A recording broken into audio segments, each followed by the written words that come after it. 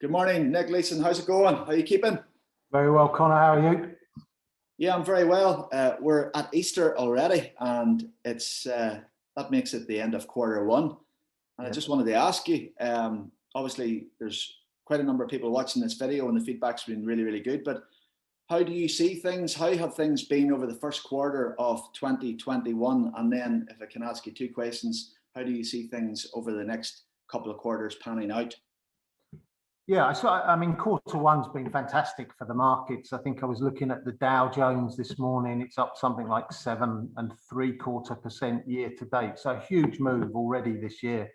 And as we've mentioned previously, the markets are very much forward looking, and everybody's looking at that continuing economic recovery that we're going to see going forward. Stimulus coming into play, all of these savings that we've spoken about that are on the sidelines ready to invest. You know, it's easy to get carried away, right? And the markets definitely do get carried away from time to time. But there's always something around the corner that's going to prop up, that's going to put a bit of a dampener on the way that people are expecting things to go. So I would always urge a certain amount of caution at these levels. Just on that, a question from a friend of mine last week on LinkedIn, Neil, which was basically, the markets are really hot right now, and maybe it's a time to get out and to exit. But just before you answer that, I was listening to the Money Week podcast this week, and those guys feel that the markets over the next couple of years, because there's so much savings and so much financial stimulus in the system, that the markets should hold up and should actually get stronger. So it's not really a time to exit. What's your view on that? Yeah, it's one of those things. I think sometimes you can hold too long, and then you end up kicking yourself because you're looking back at opportunities that you had to get out of the market.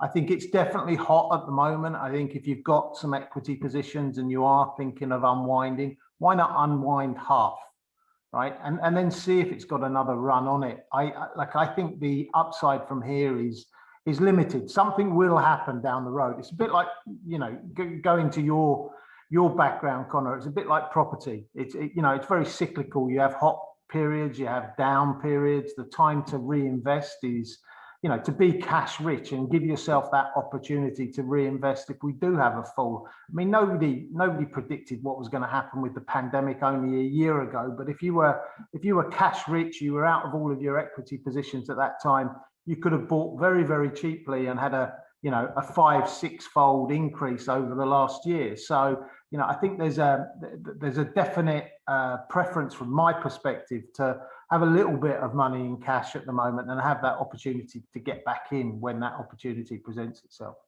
Yeah, look, I think I spent last year speaking to a number of economists to try and get a better understanding of the economy.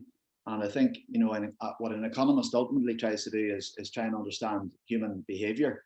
And I think it's really interesting at the moment because there's loads of anxiety around, for example, the property market. I know some real estate investors who are not interested in buying any more property because they're just concerned about that. And also there's a lot of chat, as you know, about the return to the office. And this week we've seen PwC, who then came off the back of Nationwide's sort of statement last week. And there's this new approach by big corporate firms to maybe allow a more flexible approach to working, i.e. staying at home in the office. My own sort of personal view is that whole narrative has been overcooked a lot. I still have a large amount of confidence in the property market and the real estate market. Yeah. I think there will be a correction there depending on what city you're in and the profile of the real estate in that particular city. But I do believe, Nick, that it is a really anxious time, and I think people are maybe a little bit too impulsive to be exiting different markets, if that makes sense. Yeah, I think you're right, and there's a lot of similarity between property and the stock market. There's good times, there's bad times, there's times to take your investment out and sit on the sidelines for a while and wait for the time to reinvest. And we are definitely at hot levels where the markets are currently trading. So, my preference is definitely to take a seat on the sidelines and wait for that opportunity again. Okay, well, I know you're always really disappointed when this happens in the world, but there's a new superstar in the world of fraud. Or failure.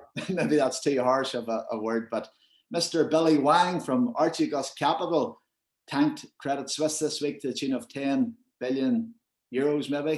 Yeah. What's your story on that, on Billy Wang and the fall of Archie's capital and the impact then in the markets? And why does this keep happening?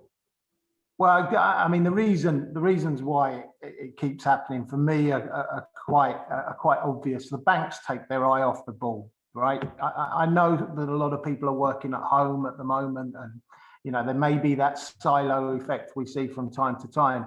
But this guy has managed to run up $50 billion worth of exposure to certain stocks, and he's not whiter than white. He was banned from trading in Hong Kong for 4 years. He's paid $44 million worth of fines in the US for insider trading. Yet through the prime brokers that exist within the investment banks, he's managed to go around to 6 different banks and gain exposure to certain stocks to the tune of 50 billion. And then when he's not got the money to meet the margin calls, the banks have all got together. There was supposed to be an orderly unwind. The banks couldn't agree. And so effectively there was a fire sale at the end of last week, which saw the value of those stocks just shoot through the floor. The one thing that I did find interesting, Conor, just going back to my own history as well, I'll share a screen with you now. The number 8, for me, it was the 5/8 account. For Bill Hwang, he was his offices were at 888 7th Avenue. So that number's not working for anybody these days. Yeah, absolutely brilliant. 888 7th Avenue in New York. Yes, so don't know where Billy Wang is at the moment, but yeah, it's just fascinating that this history just keeps repeating itself over and over again. Yeah, I mean, he's definitely got a few questions to answer, and the banks have got questions to answer as well. I mean, through the use of these prime brokers, he's able to keep his positions quiet, but he's been able to replicate or duplicate the same position amongst 6 banks using swap derivatives and really blow the exposure out of the water. But just in relation to another news story that's been around this week, and that's the Suez Canal and that tanker that's been bridging or been caught between the 2 different banks. This is how obvious the story was with Bill Hwang and building up these positions. So what the risk management and the compliance officers have been doing at these banks is just beyond me.